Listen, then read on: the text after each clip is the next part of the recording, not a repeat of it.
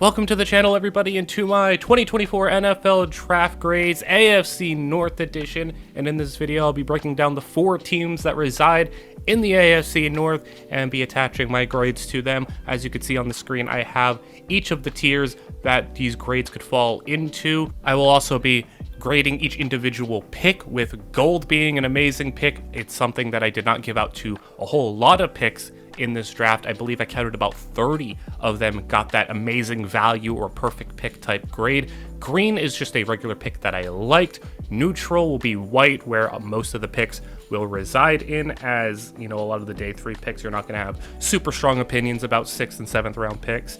Red is just a straight up pick I did not like. You reached, you took a player I wasn't a fan of, or whatever the case may be.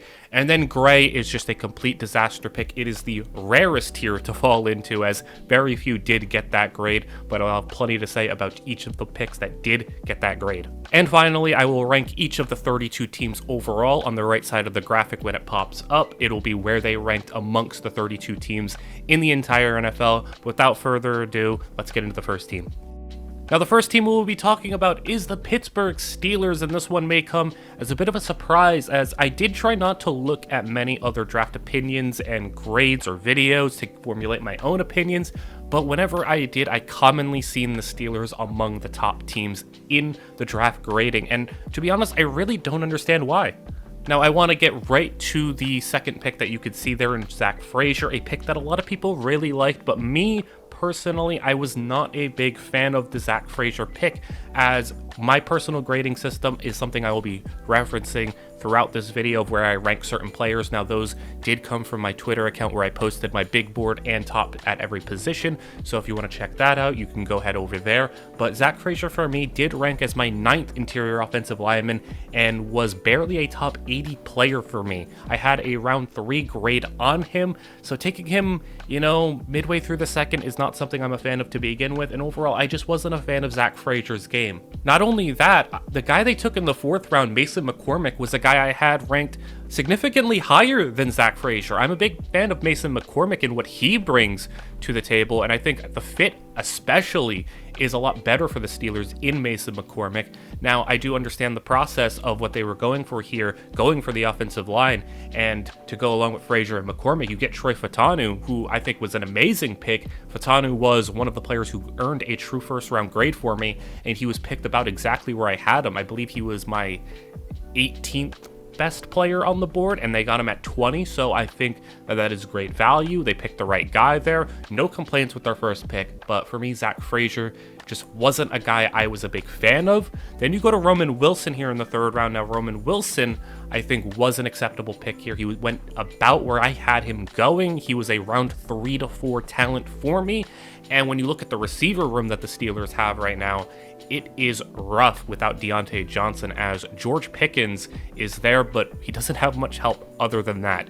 They have Van Jefferson, Calvin Austin, Quez Watkins, Denzel Mims, and Marquez Callaway, as I think that Roman Wilson can easily climb his way to the number 2 or number 3 receiver on that depth chart and can get himself a lot of touches in that Steelers offense. And then there's another player that did earn the Steelers quite the high grade, and that is Peyton Wilson. Now, Peyton Wilson for me was another player that was just not one of my guys, and if he went where a lot of experts had him going, he would have earned a red, but he didn't go really all that high. For me, I watched a lot of people put Peyton Wilson top 50, top 40, some even had him top 30 on their big boards, and I thought that was insane for a player who is, I believe, a 6th-year player coming out of college with crazy injury concerns. Not to mention, you come to find out during draft day, the guy doesn't even have an ACL in his knee, which is extremely concerning, obviously. But for me,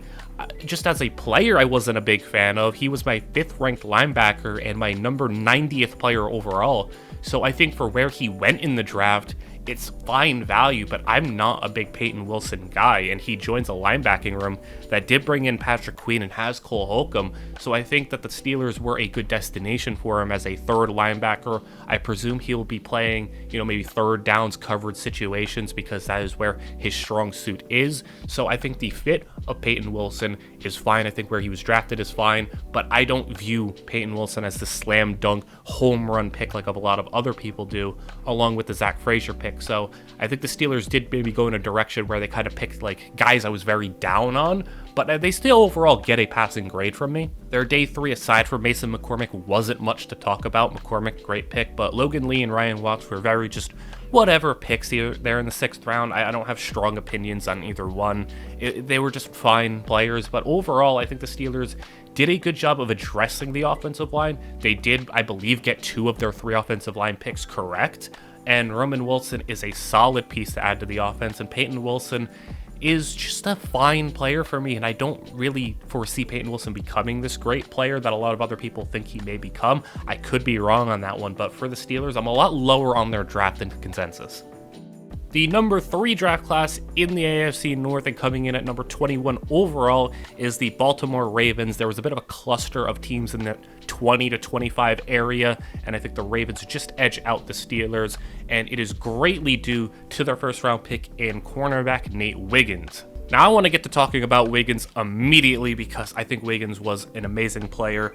He was my number 13 player overall in my number 2 corner on the board, and I know a lot of the offensive players going so high, and I believe it was the first 14 picks were offensive players. It caused a lot of the defensive talent to fall, and I actually had Nate Wiggins mock to go to the Ravens at 30. So while I understood that this was very much a possibility, part of me still is like, man, how does a guy like Nate Wiggins fall to number 30 and go right into the Ravens' lap? It is an amazing, just golden pick for Baltimore.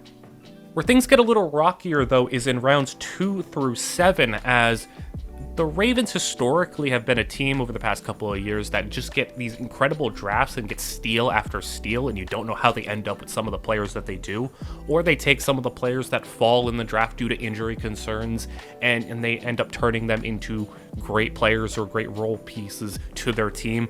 But they didn't really do that as much this year, as in the second round they go to a bit of a reach. On my big board, I had Roger Rosengarten as my 83rd player and a 3rd round talent, so I don't think it's that bad of a pick. I gave it a neutral because it was slight reach but fills a need. I think that's a fine pick for them, but nothing spectacular. Adisa Isaac was a player I very much wasn't a big fan of. I could see why you'd want to draft a guy like Isaac, as these Penn State guys just have crazy athleticism and tools, and you're hoping that you can develop them. And when you're looking at the edge rush depth chart that they have, it's projecting that Odafe Owe and Kyle Van Noy are their starters, with David Ajabo as a backup, and Adisa Isaac will be part of the rotation. So it's a good spot for him to go. And then in the 4th round, I do not like Tez Walker. I'm not typically going to knock a lot of day 3 picks. The further down we go on the board, the more neutral I'm going to be about a lot of picks, or maybe credit them. But I'm not going to rip into a team for selling a 6th or 7th round pick. But in round 4, you could still get some quality players and players that can not only play early on, but help out a lot. And it's just, Ravens fans were waiting for a receiver, and the one they go with was Tez Walker, who I just think is not the guy you could have gone with in that situation. I try not to turn this into, you could have picked this guy, you could have picked that guy type of scenarios. There will be a couple that come up throughout these draft classes where it's like, man, why did you not pick that guy? But for me, Tez Walker was a dude who didn't even come close to cracking my top 20 receivers in this draft class. I was not a fan of Walker at all. I thought he was maybe a 6th round pick type of player at best. I just don't buy Tez, and he was just very, very poor. And then elsewhere in the 4th round, you go TJ Tampa, which a lot of people were a fan of that pick. For me, Tampa was someone who I wasn't super high on, but I think that it was solid value at a position of need. I could see TJ Tampa getting in there at cornerback for them early on, as well as Nate Wiggins. And then 5, 6, and 7, Rasheen Ali, just another running back to fill in. He's going to be the number 4 at best, I would imagine, because you have Derrick Henry and Keaton Mitchell as a nice 1-2 punch. He's going to be fighting with Justice Hill as the third back. You go with Devin Leary, a third string quarterback, sure. Center, safety. I mean, just fine picks in rounds 5, 6, and 7. I will overall say that I was a little disappointed with what the Ravens did because the Ravens set such a high standard for their drafts. I did feel like this one, compared to years past, was a bit more underwhelming, but I think getting Nate Wiggins does make this a passing grade of a draft because I can't really sit here and say they made any other bad picks aside from Tez Walker. We take a step up now as the number 2 team in the AFC North is the Cleveland Browns, who ranked as my number 10 draft class in the entire NFL this year. And for me, when it comes to teams that don't have a first round pick, I don't really care about what you have. I care about what you do with what you have.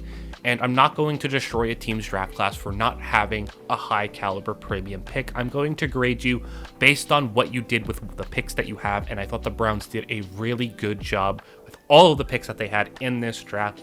And we start at the top. They didn't pick until the 22nd pick of the second round. And with that pick, they go and they take Michael Hall out of Ohio State. And Michael Hall is a player I am a big fan of in this class. He's a guy who at Ohio State I don't think was done justice for how good of a player he was and how he was utilized there in Ohio State. He was kind of in that in-between zone at 280 pounds, kind of too big to be an edge, too small to be the interior. And when he got into the draft process, he puts on 20 pounds. He's a 300-pound defensive tackle now, and that's where he will play in the NFL. And I did think it hurt his draft stock a little bit, kind of being stuck in between and then going up to 300 pounds and teams not really knowing what they're going to be getting in Michael Hall, but I think you're going to be getting a really, really good player. Now, outside of the top 2 obvious interior defensive linemen, that being Byron Murphy and Jer'Zhan Newton, I actually had Michael Hall ranked as my number 3 with a true second round grade on him, so I think this was a great spot for him to go, and he's going onto a defense that has a lot of depth on that D-line with Dalvin Tomlinson, Shelby Harris, Maurice Hurst, Siaki Ika, who they picked last year, and Michael Hall will be in there. I think Hall is eventually going to overtake that number 2 spot next to Dalvin Tomlinson, and he could even surpass him.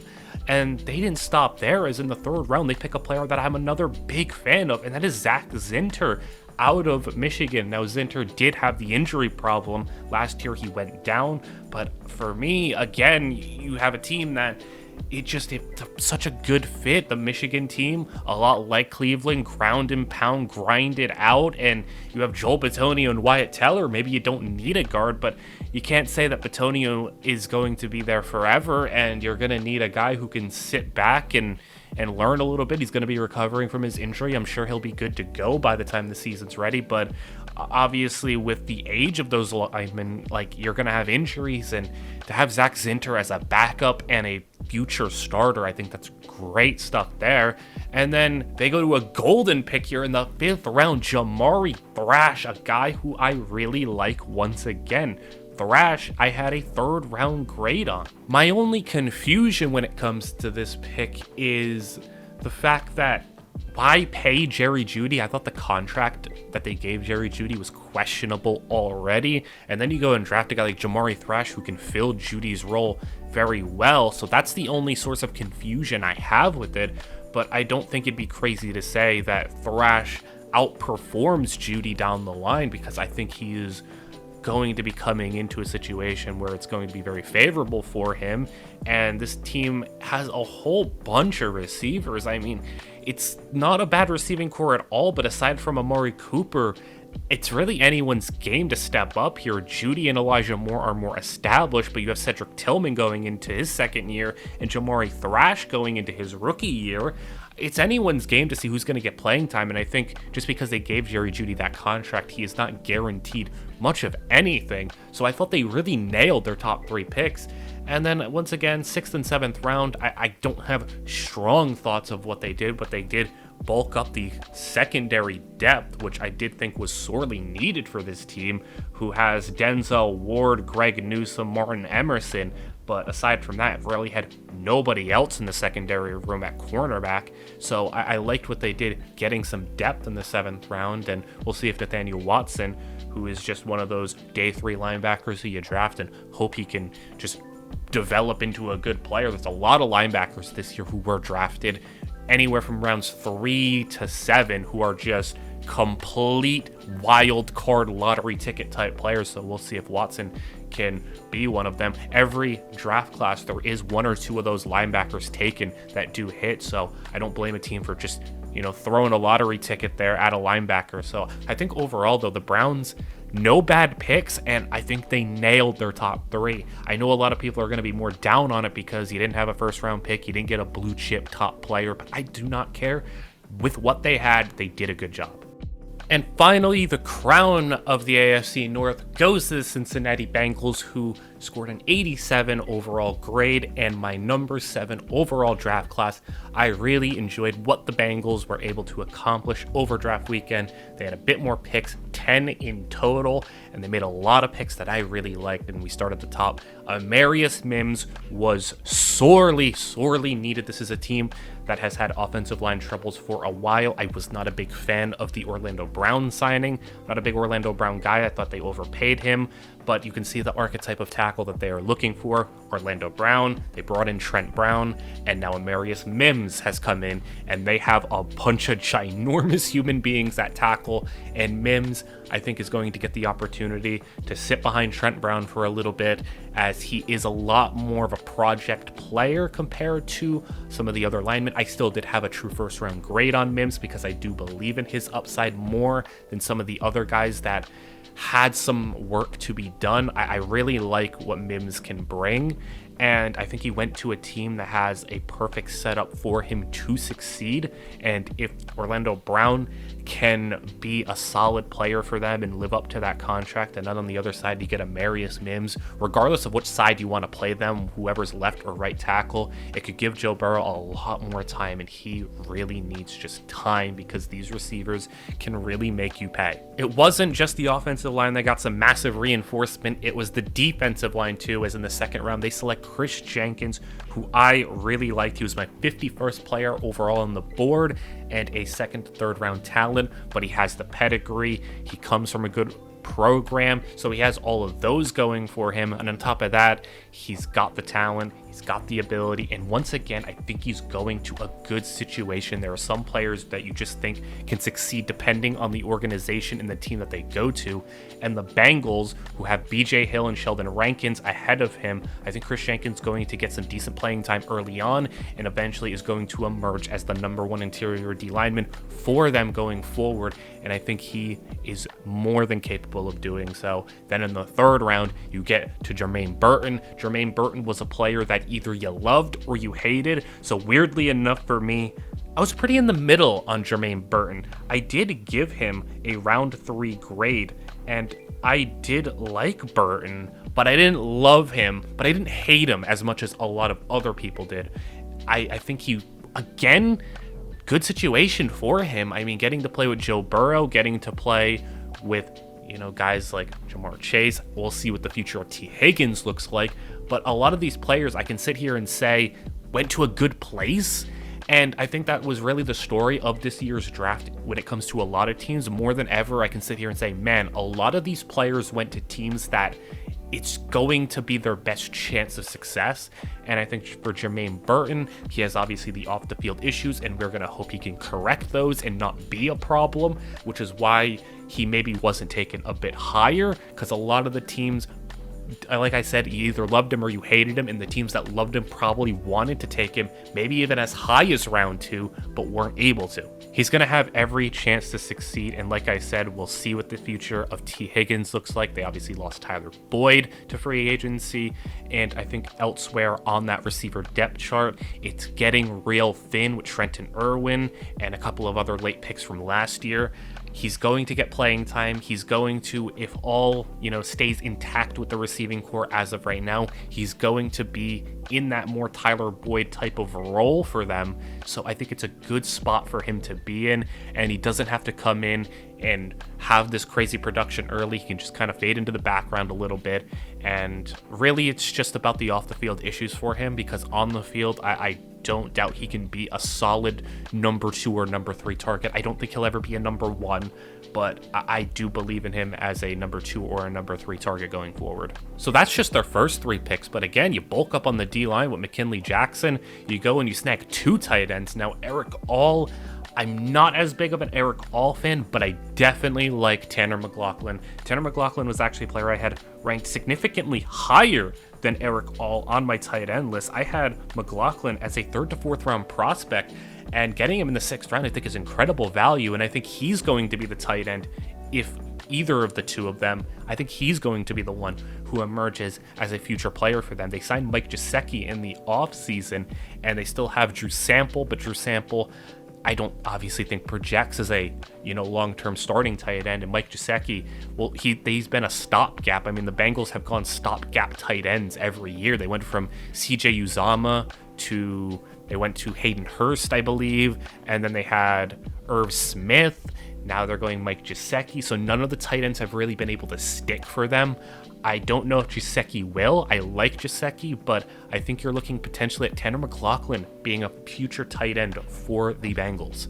I do have some concerns with this draft class in terms of what positions were addressed and weren't addressed, as we don't know what the future of Trey Hendrickson's going to look like, as he did allegedly demand a trade, and we are looking at a situation where you want Sam Hubbard being your number 1 edge rusher. That would be extremely rough. I have seen reports saying that Daxton Hill is going to be moving to corner potentially. I suddenly will really like their secondary if Daxton Hill is able to pull it off, because I think it's pretty deep now if you look at Cam Taylor-Britt, Daxton Hill, Mike Hilton, and DJ Turner as your corners, with Jordan Battle, Von Bell, and Geno Stone as your safeties. So there is a lot to like from their secondary. It's just everywhere else on their defense is where I'm concerned. You now look at the future and what their needs could potentially be. Edge rusher is a big maybe, but the thing I'm most shocked about is they didn't even draft a running back. I thought they would at least take a throw at one in day 3.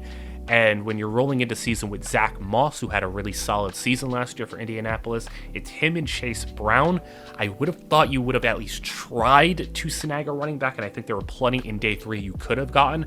That's, I guess, my only knock on the Bengals, is that they didn't address certain contingency plans for Trey Hendrickson and didn't take a dart throw on a running back. But, I mean, they still got my number 7 draft overall, and I was a really big fan of what they were able to do overall. So that'll do it for this video, and I will be doing each of the 8 divisions one by one, and I'm going to try to get them out each and every single day, 8 days in a row. So it's a lot of work I am putting into these draft recaps and making all these graphics and everything. I hope you all enjoy them. Let me know what you think of each of the grades that I gave out for these 4 teams, what you agree with, disagree with, and what you think these outlook for the players will be. I will see you all in the next one.